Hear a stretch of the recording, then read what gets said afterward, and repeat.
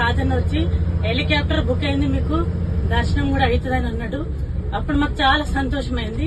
కేదార్నాథ్ లో కూడా చాలా హ్యాపీగా ఉన్నాము. ఒకరోజు నిద్ర కూడా చేసాం మేము, మాకు చాలా హ్యాపీ అనిపించింది.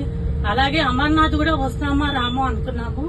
కొండే అంకుల్ మా నాన్న చార్ధాంకి వచ్చిండు. అతను 9 days మనము అన్నదానం ట్రస్ట్ తోటి వెళ్దామని అన్నాడు. అన్నదానం ట్రస్ట్ తోటి వెళ్తే ఒకటే అమర్నాథ్ వెళ్దాము, 9 days కదా. అదే రాజన్నను అడిగి 13 days వెళ్తే చుట్టూ అన్ని చూసుకోవచ్చు, అన్ని అయిపోతాయి, మళ్ళీ మళ్ళీ వెళ్లేది కాదు కదా అని రాజన్నకు అడగగానే ఉన్నాయి రండి అన్నాడు. వచ్చాము.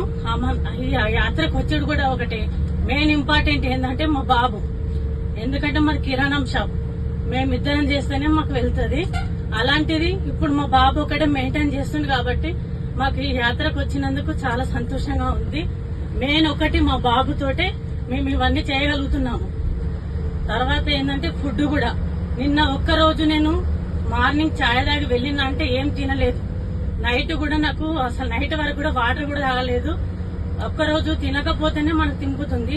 అలాంటిది రోజు మనకు వీళ్ళు వంటలు వాళ్ళు చేసి ఇవ్వడము, చేసి మంచి చేస్తున్నారు. మనం తినడం వల్లనే మనకి శక్తి వస్తుంది. మెయిన్ ఇంపార్టెంట్ వంటల వాళ్ళని మెచ్చుకోవాలి. మనకి ఇంట్లోనే ఒకరోజు ఉప్పు తక్కువైతుంది, ఎక్కువ అవుతుంది. అలాంటిది వీళ్ళు ఉప్పు కూడా కరెక్ట్ వేస్తున్నారు, చాలా బాగా చేస్తున్నారు. ఇది ఒకటి మెయిన్ ఇంపార్టెంట్.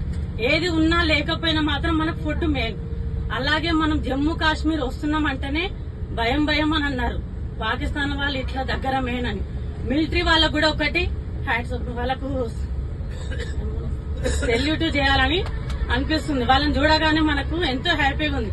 మనం లంచ్ చేయడానికి వచ్చినప్పుడు కూడా రోడ్డు మీద ఉన్న వాళ్ళు కూడా 4-5 వచ్చి మన దగ్గర ఉండి తినేంత వరకు ఉన్నారు.